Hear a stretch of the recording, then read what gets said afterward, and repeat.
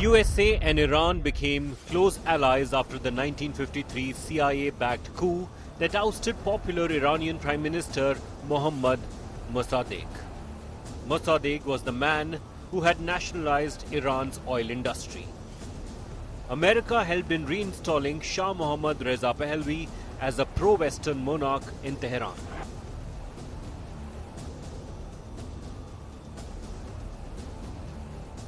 The US provided military aid and nuclear technology under the 1957 Atoms for Peace program, laying groundwork for Iran's atomic ambitions, and in return, it secured access to Iranian oil.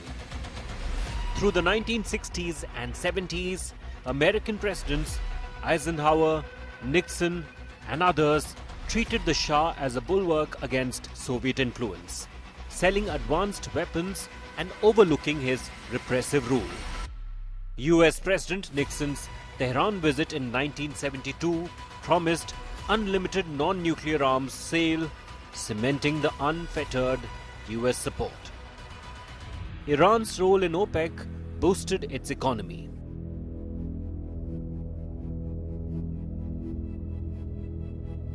But the Shah's White Revolution, modernizing reforms, sparked domestic unrest from clerics and leftists. This, over the next 2 decades, sowed the seeds of revolution.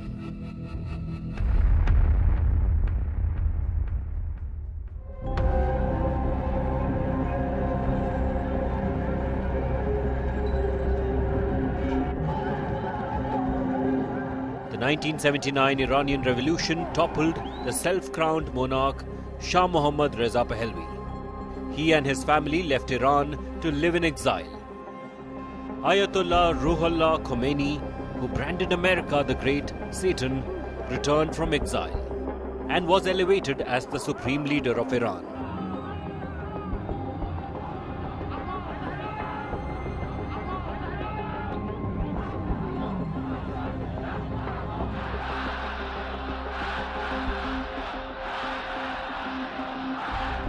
Revolutionaries stormed the US Embassy in Tehran on November 4, 1979, seizing 52 Americans in retaliation for the Shah's US medical treatment.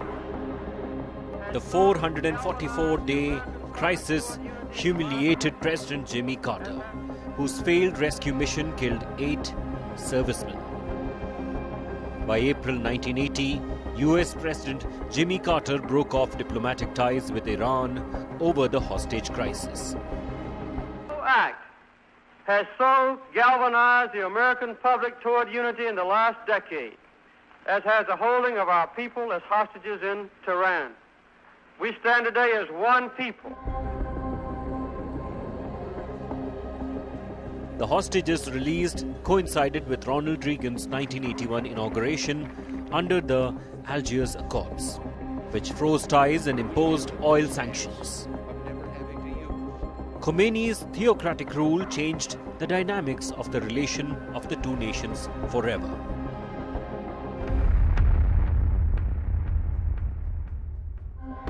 Jimmy Carter's successor listed Iran as a state sponsor of terror in 1984. Iran was in the middle of a bitter war with Iraq. America seemed tilted towards Saddam Hussein with intelligence and dual-use technology, despite his chemical attacks on Iranians.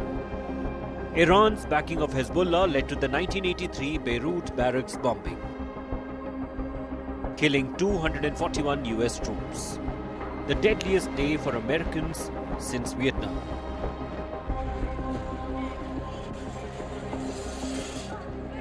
But what came next was the most controversial twist in the relationship. The infamous political scandal of Iran-Contra that exposed Reagan officials secretly selling arms to Iran for hostage releases, diverting funds to Nicaraguan Contras, violating embargoes and eroding US credibility. And then in 1988, a US warship mistakenly shot down an Iranian passenger plane over the Gulf, killing all 290 aboard. the proxy war between Iran and the USA continued unabated.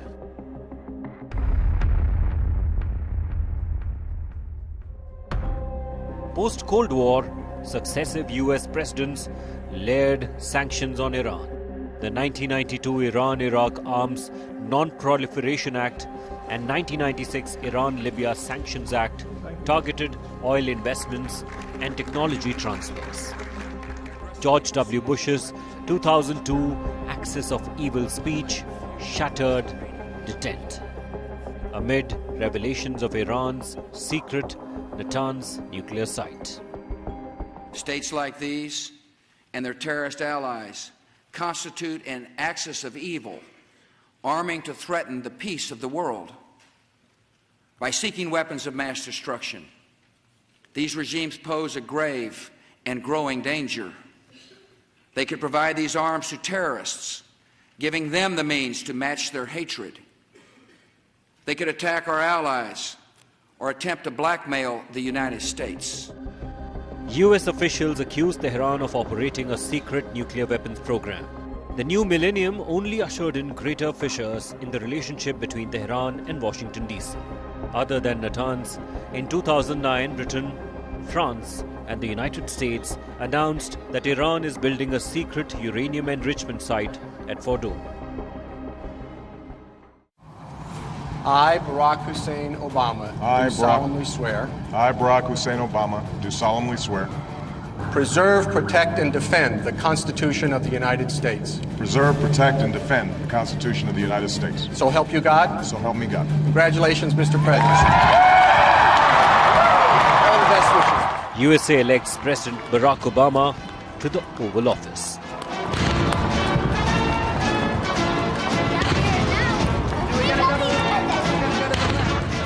In 2012, he delivered a sanction ultimatum on foreign banks if they failed to significantly reduce imports of Iranian oil. Iranian oil sales drop, sparking an economic downturn. US and Iranian officials began secret talks, which intensified in 2013 on the nuclear issue. That year, Hassan Rouhani gets elected as Iran's president on the promise to improve Iran's relations with the world and its economy.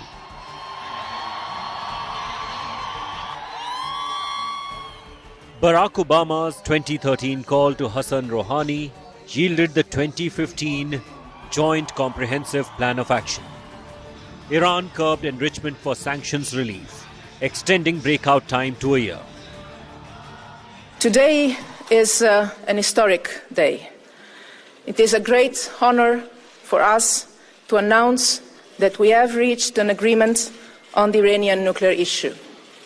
With courage, political will, mutual respect and leadership, we delivered on what the world was hoping for, a shared commitment to peace and to join hands in order to make our world safer. I, Donald John Trump, do solemnly swear. Donald John Trump, do solemnly swear. Preserve, protect, and defend. Preserve, protect, and defend the Constitution of the United States. the Constitution of the United States. So help me God. So help me God. But then 3 years later, when Donald Trump came to power in his first presidency, he withdrew from the nuclear deal in 2018, citing missile threats and regional meddling, reimposing maximum pressure sanctions.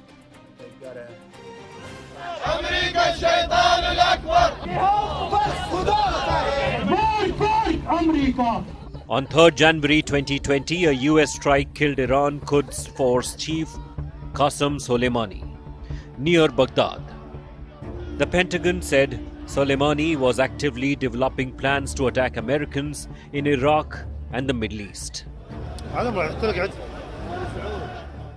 This prompted missile retaliation on the US bases in Iraq, along with proxy attacks via Houthis and Hezbollah.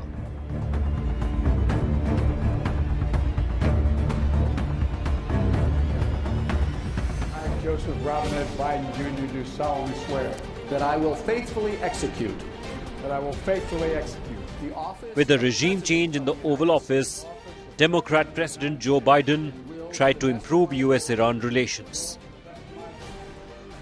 In 2021, US and Iranian officials started to hold rounds of indirect nuclear talks. Joe Biden's Joint Comprehensive Plan of Action revival stalled after Ibrahim Raisi's 2021 election and 2022 Mahsa Amini protest.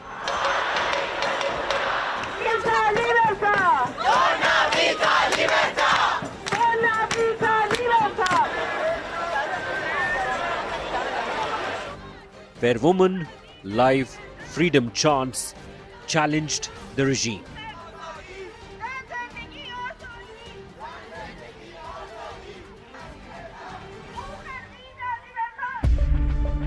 Iran aided Russia's Ukraine war and Hamas's 2023 Israel attack, drawing US ire. Finally, in August 2023, Iran and the United States agreed to a prisoner swap and the unfreezing of $6 billion of Iranian assets in South Korea. We're going to see. They cannot have a nuclear weapon. With me, it's very simple. Iran cannot have a nuclear weapon. We don't want to be tough on Iran. We don't want to be tough on anybody, but they just can't have a nuclear weapon. Raise your right hand and repeat after me. Trump's 2025 re-election mixed threats and talks with envoy Steve Witkoff. While White House tried to rule Iran in, things started to spiral out of control fast. No, they won't be enriching. If they enrich, then we're going to have to do it the other way. And I don't really want to do it the other way, but we're going to have to enrich. What's your latest? There's not going to be enrichment. God willing, it won't come to that, and the talks will yield results. But if they don't, and conflict is imposed on us, the enemy's losses will undoubtedly be greater than ours. In that case, America will have to leave the region because all its bases are within our reach. We have access to them, and without hesitation, we will target all of them in the host countries. Israel struck Iranian nuclear sites on June 13, 2025. US B-2 bombers hit Fordo, Natanz, and Isfahan on June 21st.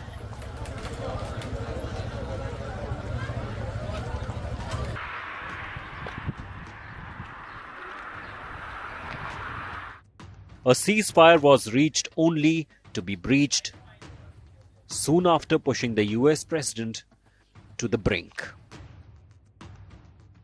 You know what? We basically have two countries that have been fighting so long and so hard that they don't know what the fuck they're doing. Do you understand that? Iran was once again cornered. External pressure, sanctions, spiked inflation in Iran. Mass protests erupted in December 2025 over economic collapse, with regime crackdown killing thousands.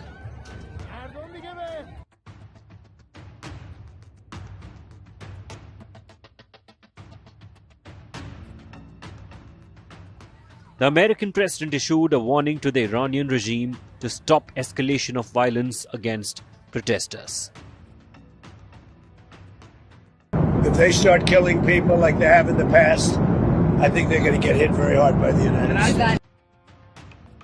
Nearly 2 months later, finally on February 28, 2026, US-Israeli epic fury targeted scores of sites, killing Khamenei, ending his 37-year rule.